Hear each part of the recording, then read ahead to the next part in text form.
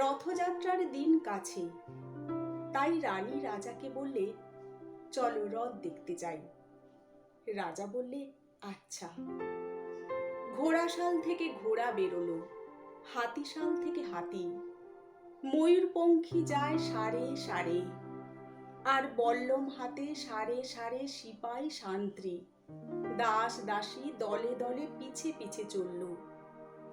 কেবল বাকি রইল একজন, রাজবাড়ির ঝাঁটার কাঠি কুড়িয়ে আনা তার কাজ। সর্দার এসে দয়া করে তাকে বললে, ওরে তুই যাবি তো, আয়। সে হাত জোর করে বললে, আমার যাওয়া ঘটবে না। রাজার কানে কথা উঠল, সবাই সঙ্গে যায়, কেবল সেই দুঃখীটা যায় না।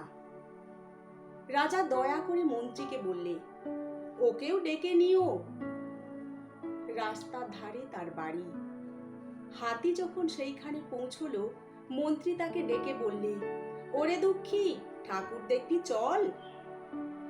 সে হাত জোর করে বলল, কত চলবো? ঠাকুরের দুয়ার পর্যন্ত পৌঁছই এমন সাধ্য কি আমার আছে? মন্ত্রী বললে, ভয় কিরে তোর, রাজার সঙ্গে চলবি। সে বললে, সর্বনাশ, রাজার পথ কি আমার পথ? মন্ত্রী বললে, তবে তোর উপায়? তোর ভাগ্যে কি রথযাত্রা দেখা ঘটবে না?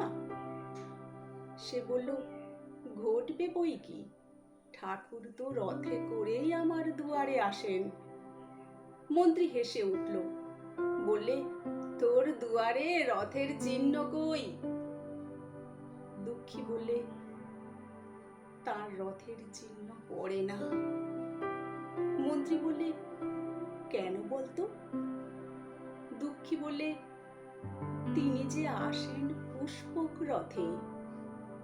মন্ত্রী বললে, কই রে সেই রথ? দুঃখী দেখিয়ে দিলে, তার দুয়ারের দুই পাশে দুটি সূর্যমুখী ফুটে আছে।